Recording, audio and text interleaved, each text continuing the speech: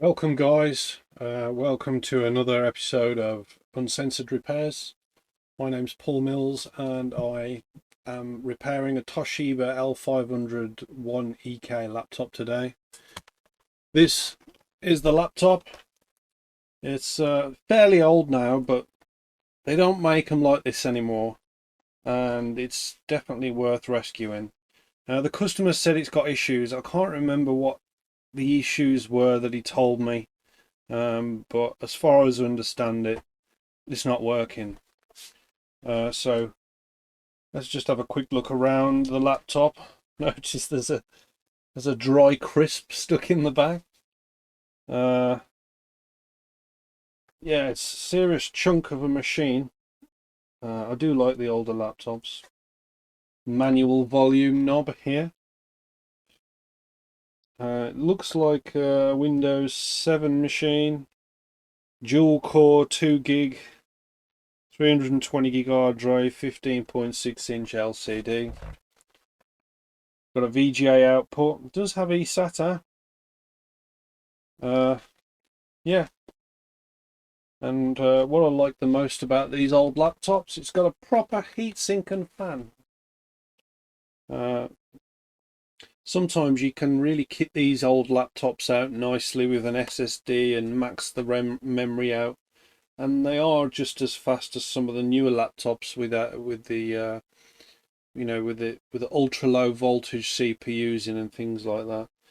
And also, if you're cold and you use one of these, then it's going to warm your office up or your room because it's blowing out hot air. But anyway, let's have a look at this. There's a bit of a crack here on the bottom hinge, but I don't think it's actually part of the main structure of the hinge area. It's just the casing here, so I don't think that matters. All the screen rubbers are in place. The keyboard and everything's filthy dirty. Yeah, so let's have a look at this and see what's up. See what's up with it and see if we can fix it. All right, I'll transfer you over to the desk camera. Okay, let's have a look then.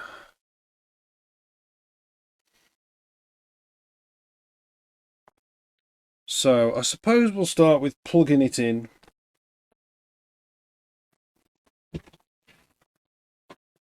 The charger is a Euro plug. So it's obviously come from or probably been used in another country somewhere. This is the UK, if you're wondering. Okay, I plugged that in. Let's get this in the port. Okay. Okay, right away. It's not powering up. There's no life to it at all. Oh, there is some kind of life. We've got a flashing light just here. And if I listen very closely,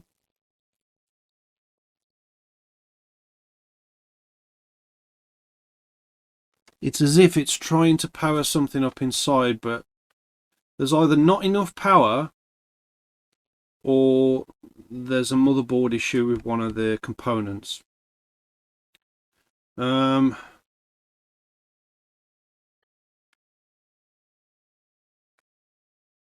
Okay, there is a small ticking noise coming from inside. So what I'm going to do is just crack this apart. I think I'm going to service it all anyway, so I might as well crack it all apart, see what's going on inside, see if there's any sort of water damage or anything like that, and then service the motherboard and the heatsink and things like that, and see if there's any other issues on the inside, because we're going to open it up anyway. Okay. I mean, it's possible that there's a power issue with the power supply. but we'll see about that. Okay. If I remember, I've done a lot of these in the past. If I remember, this keyboard piece, this plastic piece comes up first. And then there's some screws underneath that to get the keyboard out. Yeah, there we go. That comes off. And here are the screws. Let's get these off.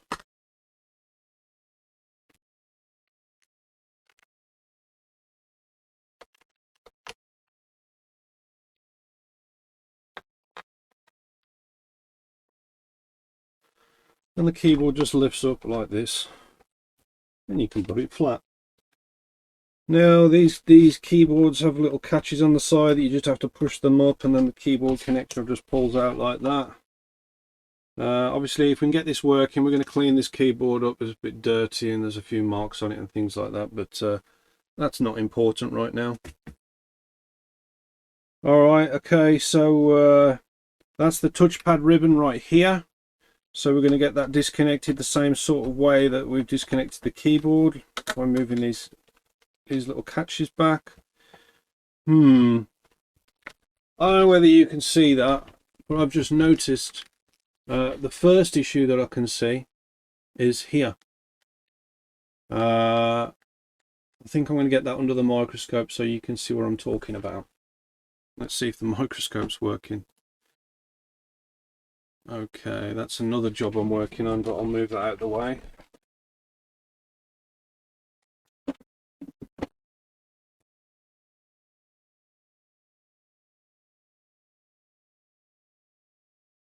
Right, let me just show you this, what I've just seen. So, have a look at that. Just get a bit better focus for you. So, first issue. That looks to me like a corroded, or well, it's a corroded connector, and it's most likely for the fan, which is on the heatsink. The one that's not connected right now is the positive. The actual overall connector is looks like it's just disintegrated and broken apart. So yeah, so that's an issue, and that's probably going to cause an issue for the laptop as well. Even if we can get the motherboard working with the power, we need to figure out a way to fix that issue. What I'm thinking of doing is just literally connecting those poles to the connector, sliding them back on, and then probably putting some rubber glue on it so they don't move. But yeah, that's the first issue I can see. We'll go back to the desk, and we'll carry on taking it apart. Usually with these, I'll get all the screws off from the keyboard side, turn it upside down, and then I'll do all the back as well, and then it just comes apart like a sandwich.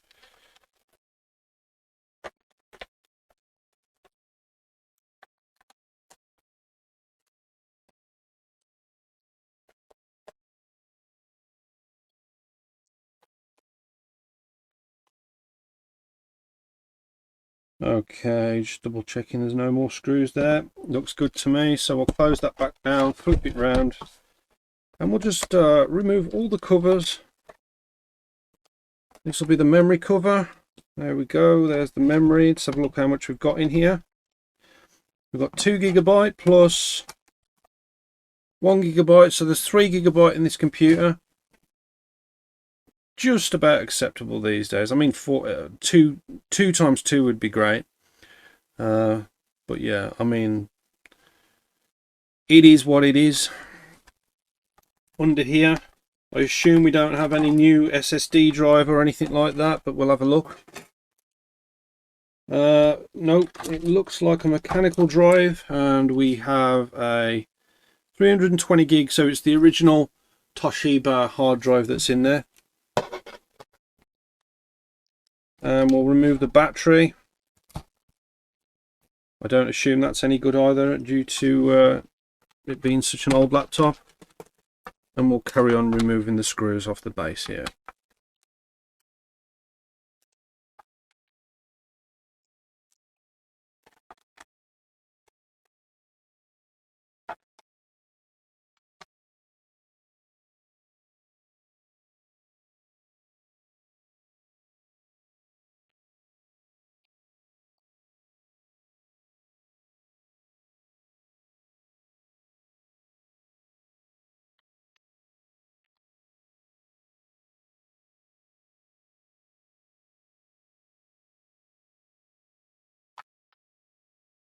There's shorter ones in the battery area, and they hold the top of the armrest in place. There's a little breakage in the plastic here, but that doesn't really matter. It's just the intake for the heatsink.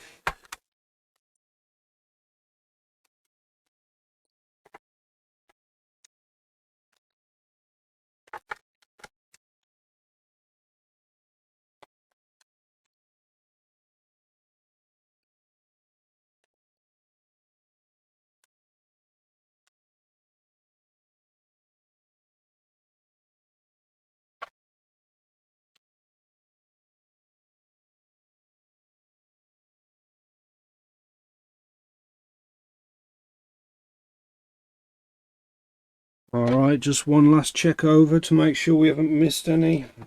One on the corner. There we go. Okay, so the CD drive should just slide out like that. It's standard DVD write, so no Blu-ray or anything fancy, but it's always nice to have a CD drive on a laptop. Okay, though, these Toshiba laptops, they don't open from this side. You have to flip them back over, and they open from the keyboard side over here. And before we're going to lift this up, this little cable here, that is for the power connector, the power button, sorry. So we're going to just disconnect that as well. Same way that we do it with the keyboard. There we go. And then we can lift that connector out of place. It looks like the plastic on that connector is disintegrated, so we'll keep it very we'll be very careful with it when we fit the connector back on, because the ribbon back on, because we don't want to break that plastic. That's the problem with you know, some of the plastic parts on these older laptops is they're not the plastic that they use for the components is not built to last. Okay, so we're going to lift this palm rest off the chassis now, or the base plastics. We may be missing a screw. Yes, we are. It's here on the bottom.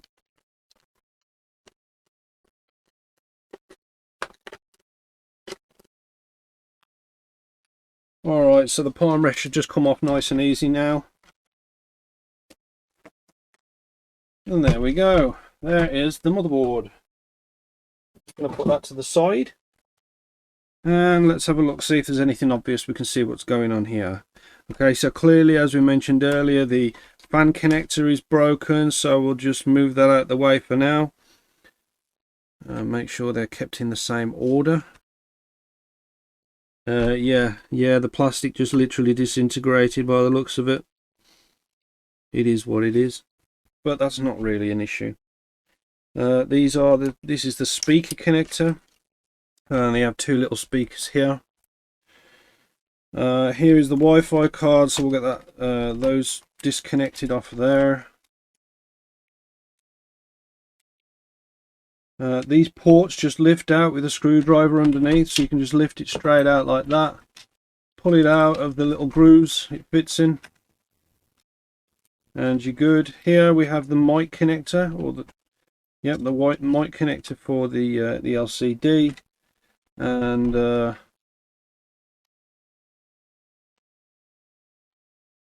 that's the power cable. You can't actually remove these power cables off the motherboard.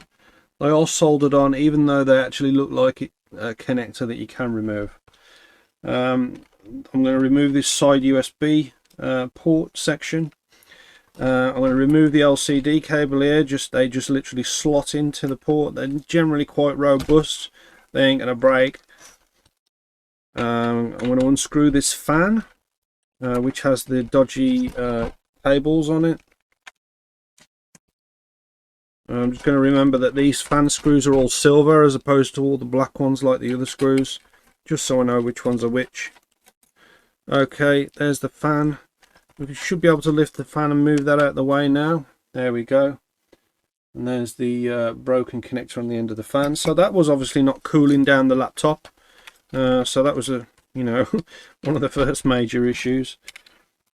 Okay, so we're at a stage now where we can possibly lift this laptop motherboard out of the chassis, and then literally just angle up like that.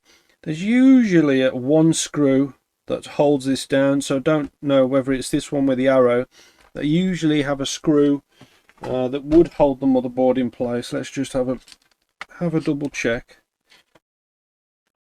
Yeah, so it would have been that screw there with the arrow on it, and that is currently missing, so that would mean that this has probably been apart before and they just didn't put the screw in place.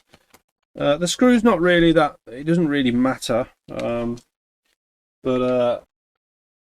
yeah, it's missing. I will replace that screw when I put the laptop back together.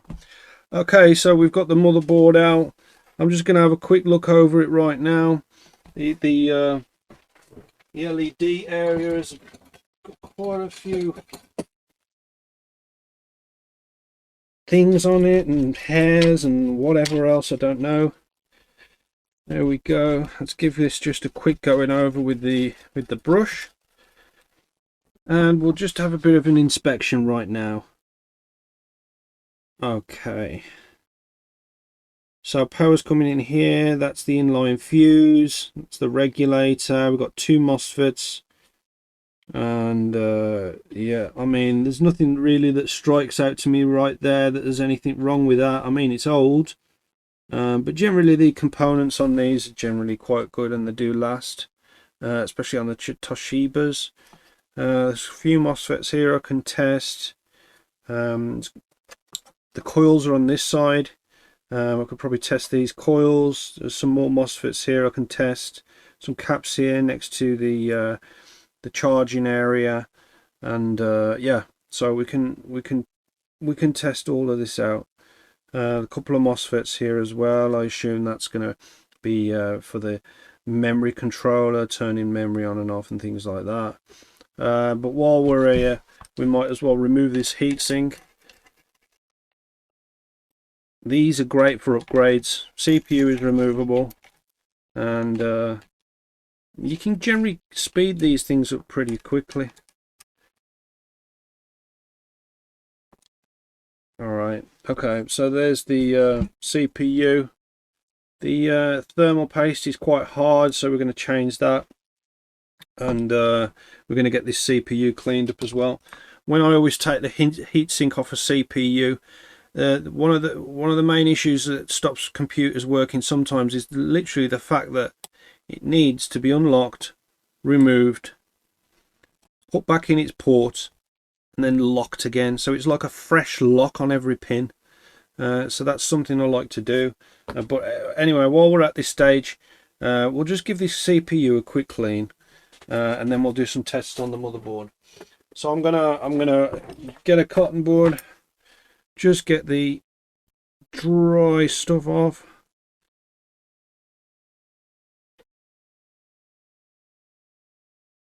And give it a bit of a polish.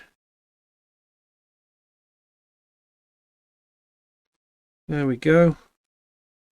Beautiful. And we're going to do the same for the heatsink.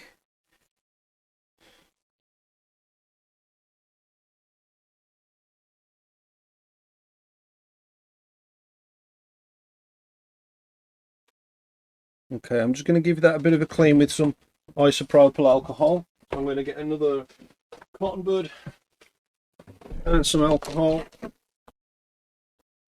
And we're going to have a bit of a dip in there. Get that all nice and clean and fresh, ready for the new contact with the thermal paste. Use the other side to dry it. If it squeaks, it's clean. So that's squeaky clean. That's what we're looking for. Same with the top of the CPU. Squeaky clean. Alright. So we can put the alcohol back.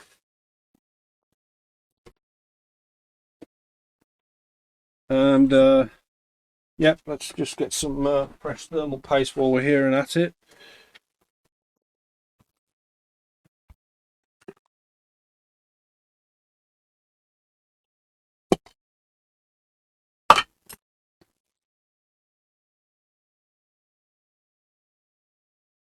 Just a tad on the CPU, that's all we need. We don't need to go overboard with that. As usual, I do like to spread it out nice and evenly using a little spudger. There we go.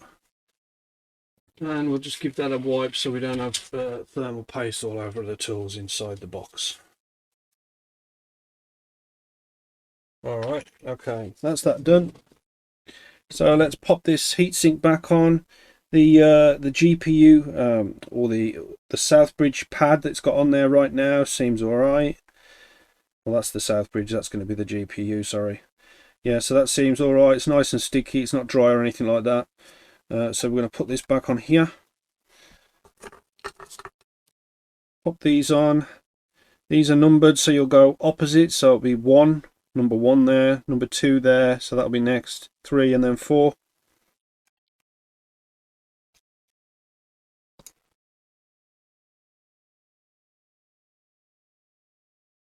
These are designed with springs, so they do give a bit of movement still. If you see, look, gives a little bit of movement.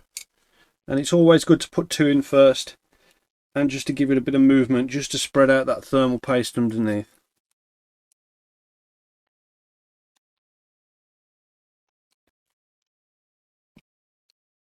Okay.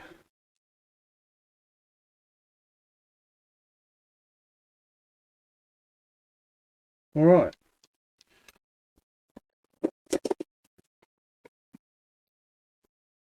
Okay, so I'm just going to get my electrical tester, and we're going to do some continuity tests here just to check what's going on, to make sure that there's nothing obvious going on with these MOSFETs. I mean, they look generally all right. There doesn't look that much of an issue here, but like I said before, there was a slight ticking noise coming from this sort of battery power area.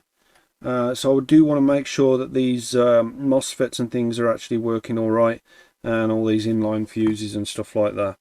The power light was flickering on the front here, where the LEDs were. They were quite dirty, so I've given them a bit of a clean up. But yeah, for now we're just going to do some tests on that. So I'm going to get my electrical tester.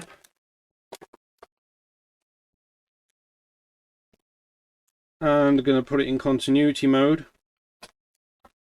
And just to check, it's going to beep when we do. I'm going to separate these. Always get tangled up. Okay. We're beeping. Good. Okay. So, with these MOSFETs, in fact, first we'll test the fuse. Okay, so we know the fuse is working, then the inline resistor. Inline resistor's working.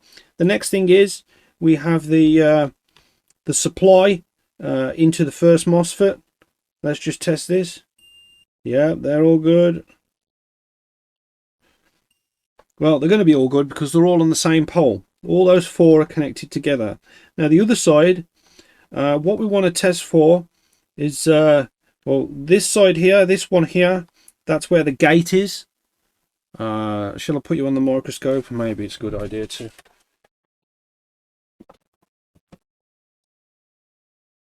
I'll put you on the microscope.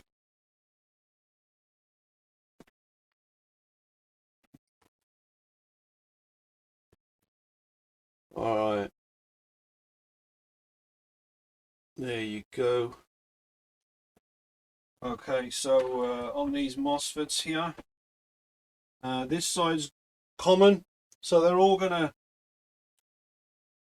be, they're all common. Yeah, that was the this was the inline fuse here, the inline resistor.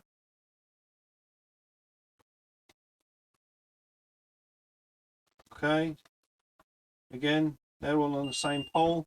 The difference is on these MOSFETs is once you get to the other side of the MOSFET, this side here is the gate. Sorry, that's the gate there, and these are common. So there you go. I'll give you an example. Look, those are common, and the gate is a separate pole to that. So that what we want to test for is there's no shorts on the gate and the drain. Okay. So coming from here, we've got another MOSFET, and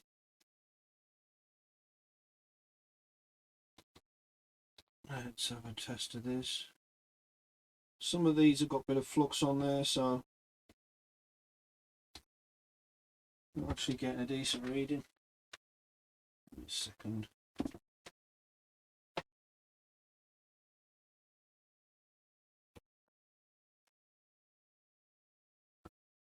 Oh, I think no, it was my cables. They weren't plugged in properly.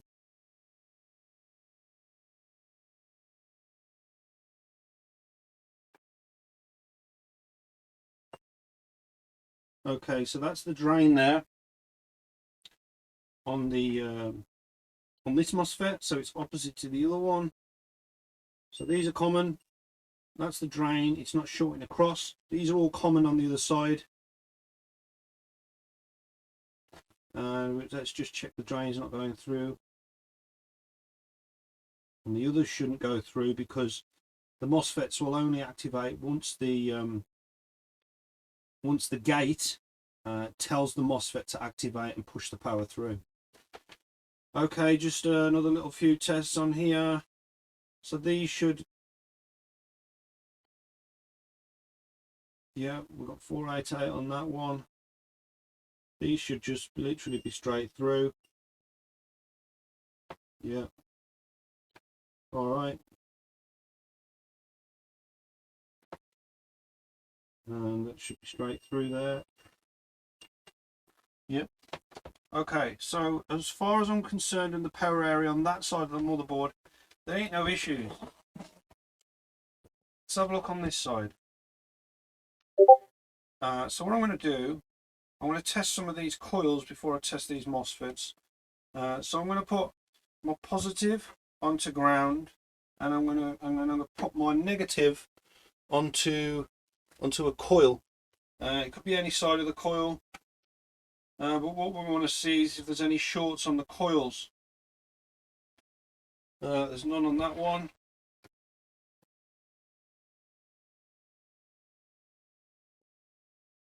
Just testing that's working. Okay, so there's none on that one.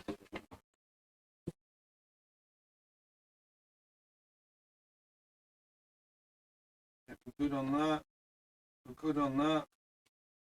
So all the coils are good there I've just tested. So let's just do a quick test of these MOSFETs on this side. So we've got 2 here and 2 there. Okay, so we'll start with the common side. They're all going to be common. Yep. Okay, so here, this one's the gate, and the others are going to be common. So let's just try it again. Common.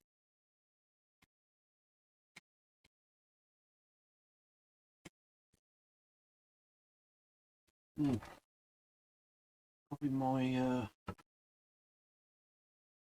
tool here. Yeah, that's working. Common on the third one. And then we're going to test the gate. Yeah, gate's not shorting on that one. Next one. Common. Common. Gate. No short. These all should be common on this side.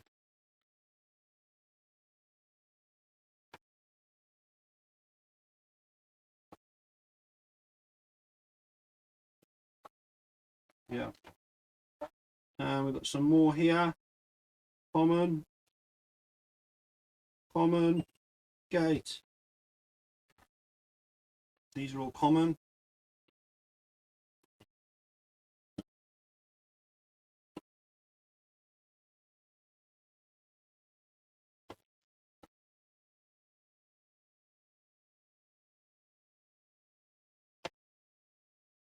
Common, common, common all that side. The end one must be gate on this one. Yeah. Okay. Let's just test these. These should be around 331. 331 we got on that one. 332. 331. Other two MOSFET series, might as well test these.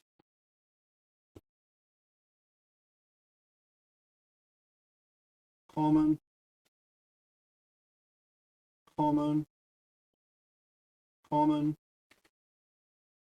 Okay, so this side should be the gate. The gate's on the end here.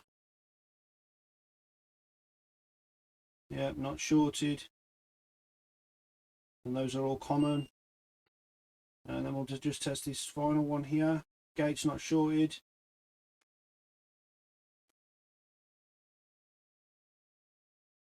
Yeah, common. And these should be common as well. Yeah, okay. So it's just a couple of caps here. What those ones? Let me just check the schematics. Okay, those should be reading 88. Right, that one's 84. That's about right.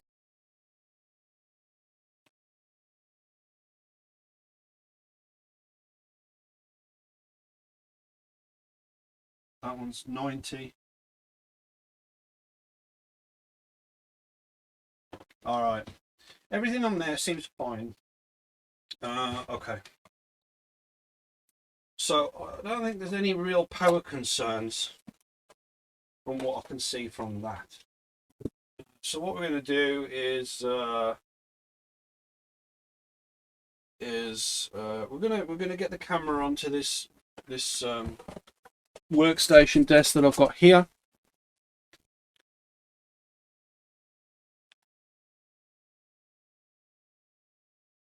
And we're going to just test some direct power onto the motherboard. Okay, Google, turn on the bench power. Alright, so these laptops use between 18.4 and 19.4 volts. I'm going to do it, I'm going to put my bench power at probably bang on 19, around as close as I can get it. There we go, 19.2, that'll do it. And here we're going to put this on the ground like so, and here is the positive, and we're going to put the positive where the positive would come in with the charge ports. Now let's have a look what happens when we do that. Okay, direct power is not showing any shorts at all. Are we getting any lights or anything like that?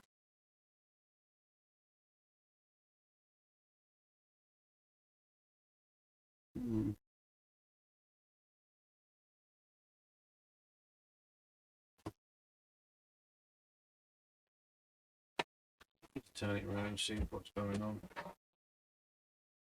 Okay, so the lights at this side, we can stick this in the middle. Ah, we have a light. So it would seem, yeah, as we tested, the motherboard was perfectly fine. The issue with this was the power input from the external. Should have just tested that first, right? Anyway, now we know we've done it properly. Okay, so the light is now on the motherboard, which means it should power on. So yeah, so let's get this this cleaned up, back together, and maybe we could figure out some way of powering this motherboard. Most likely that power brick that came with the motherboard's faulty. In fact, while we're here, we can test that. So if we get the power brick is plugged in. Now we saw when we were testing that out that an issue with what we were seeing was not consistent voltage. Now we need a consistent voltage in order for the internal components to provide the consistent power that it needs. Now if this power brick is not providing a consistent voltage, then that would explain why the laptop is struggling so much. So I'm just going to stick my probe on negative, which is on the outside of here, outside of the connector that goes into the charge port. I'm going to put my positive in the middle, and I'm going to have a look and what we got going on here. So we're going 19, 2, 18, 2, 18, 4, 19, 18. So surprise, surprise. Power supply is pulsating, which means it's not outputting a consistent voltage, which is causing issues inside the laptop. So that's an issue.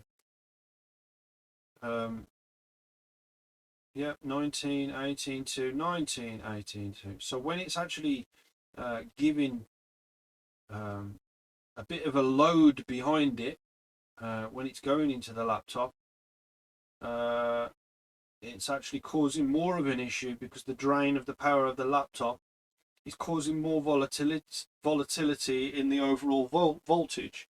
And I suppose we could test that is if we get the motherboard now and we get this plugged in. Okay, so this light is flashing like it did before. It needs to be consistent. So let's test this this voltage now the laptop's connected. So look, exactly like I thought. 18 going down to 12, 12 look, 13, 12. That is all over the place. No wonder the laptop can't work. So this power supply is absolute toast. We won't be using that anymore because it's probably going to damage components if we continue using it. Let's just double check one more time with the bench power supply. As you can see on the last power supply, that was flashing. The LED was flashing. That's the power LED. That is on no matter what on these Toshibas. So we'll put our ground on, a ground, and we'll just put our probe onto positive. And I don't know whether you can, well, you can't see that, but we're at 19.8 volts.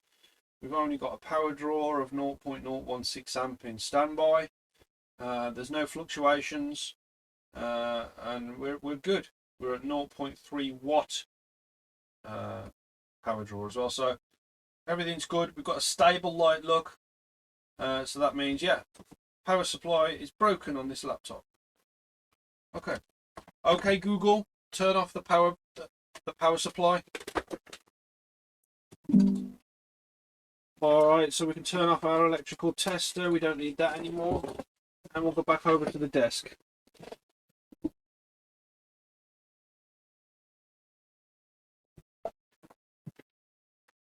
Okay, so let's get this put back together properly and see if we can sort out this this fan area. Yeah, there. So what I was thinking of doing is just popping the cables into where they need to go, because the connectors are still on the end of the cables which go onto the poles. We know where they need to go. Positives on the end this side, negatives the other side, yellow's usually in the middle, which regulates the speed of the fan. So let's do that, get it all back together, put those in.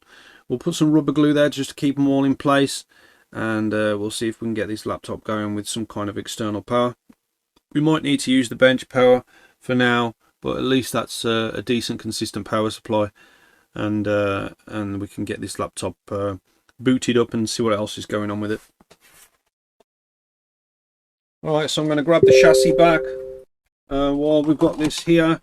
I like to clean these hinges areas because they always get really dusty and no one ever cleans them, so we might as well do a proper job with that. Speakers usually get a bit dusty as well, so let's just go over those a bit, make it sound better when the laptop's actually working. And now we can lightly put the motherboard back in. They always angle in the one way, so we're going to angle it in, put the ports inside first. There we go. And we're going to then rest the rest of it down.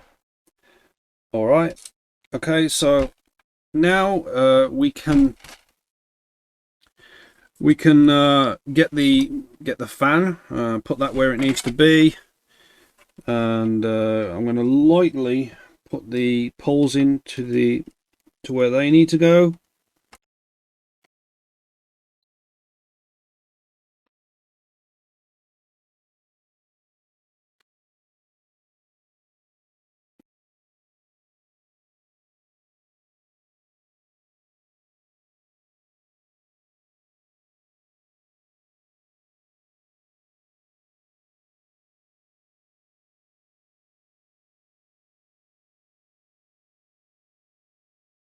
And that will allow us to test the fan and make sure it's all connected and working.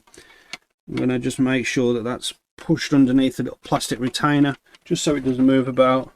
Okay, so let's screw the fan in first. There we go, there's one at the bottom here, silver screws, we remembered.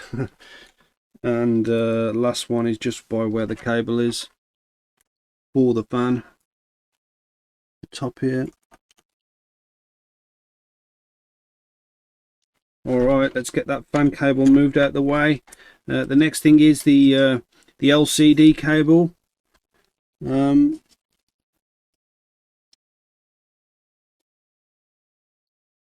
we go, let's get that plugged in. Beautiful. Next thing is the speakers. Let's get those plugged in. Beautiful. And then we can just thread them around these little holders here. And they doesn't have to be very neat. They're only thin cables. They're not going to get in the way of anything.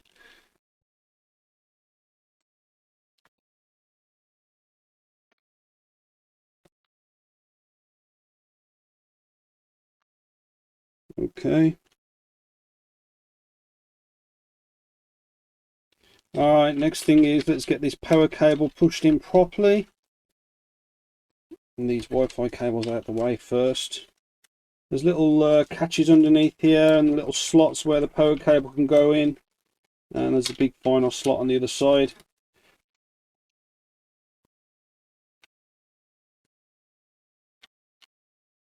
And then the charge port just slots in the little groove. There's no like fixing for it or anything like that. Okay, the next thing is we need to connect the microphone to for the LCD to the motherboard. So that just goes here, right by the Wi-Fi card. Now we can put the side USBs back in, push the connector back down, and then we put the Wi-Fi cables in. So main's usually white on these ones. Aux is usually black. I mean, it doesn't really matter, it'll still work, but yeah. That's folded over underneath that cable, we don't want that. Okay, so let's put that back on. And we can fit these into the little grooves that it's allowing us to do just here. Just to keep things tidy.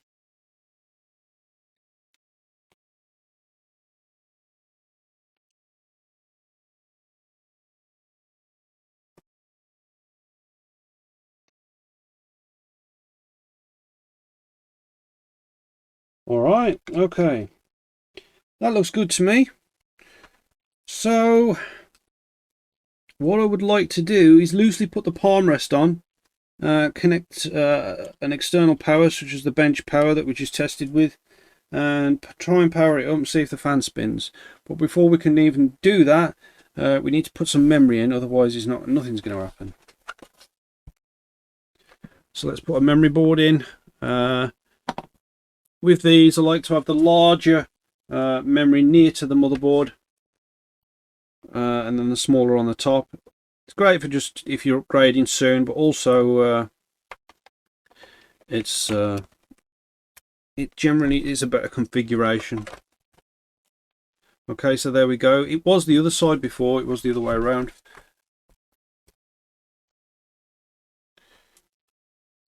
Alright, so let's get the palm rest and get this power connector connected. This power connector, the plastic was actually broken, so we do really need to be careful with this to make sure we don't lose any of it.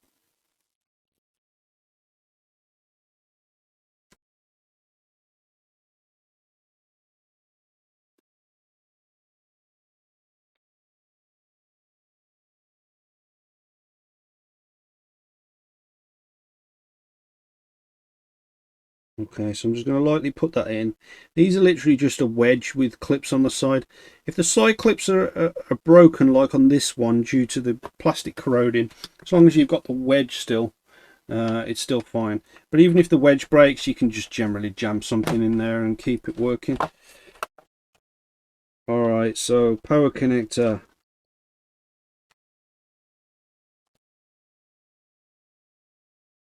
Okay, and I'm going to get a little pair of tweezers to make sure that we've got this exactly where we want it. And then we can push the sides down together, and the wedge is perfectly in now. Okay, I don't need to connect the touchpad because all we're testing out right now is the fan. So we're going to get back over to the solder workbench. And we're going to put some direct power into the power supply. Okay, Google, turn on the bench power. Do we find any ground? There we go. Do it, I think.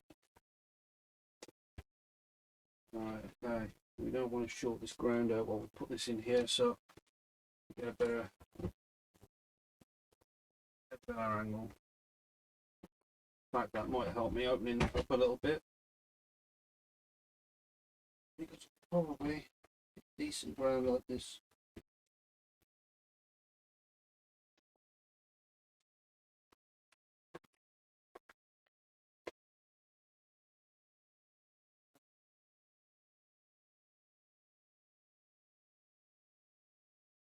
Alright, there's a ground. Let's get our probe into positive, if we can, without doing too much damage. Negative is just so close.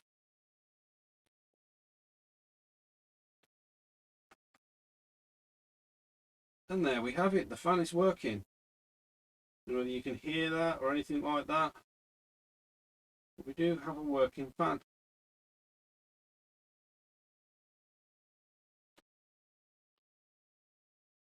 Alright, fan is working. That's all I need to know. Let's get back over to the, well, let's remove this ground first, then get back over to the desk.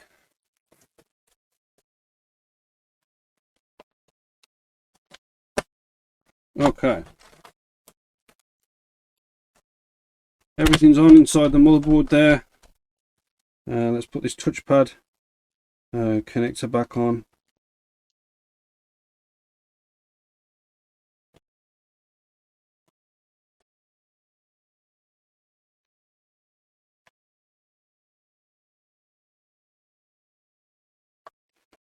Alright, okay, so we know that the fan's working. So now I'm going to put some rubber glue on the fan connections. This is not conductive or anything like that, but it's going to keep it all in place, because last time, if you remember when we inspected it, it was corroded and disconnected, so that'll keep it in place nicely. So firstly, I'm going to put the keyboard area back together. So we're going to put these screws back in as they came out.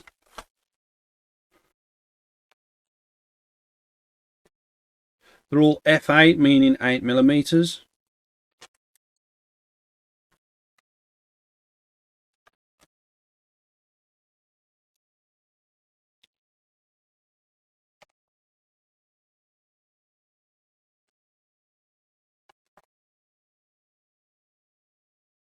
Okay, let's get this keyboard. Get the connector back in place. We need to make sure that's lifted up before it goes in. Oh, sorry.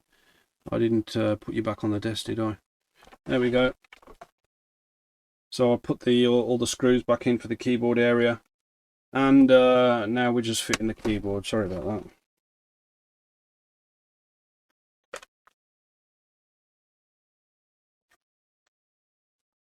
Okay, keyboard's in. Put that back down. Now we need to screw that back together. There were some smaller screws for the keyboard area.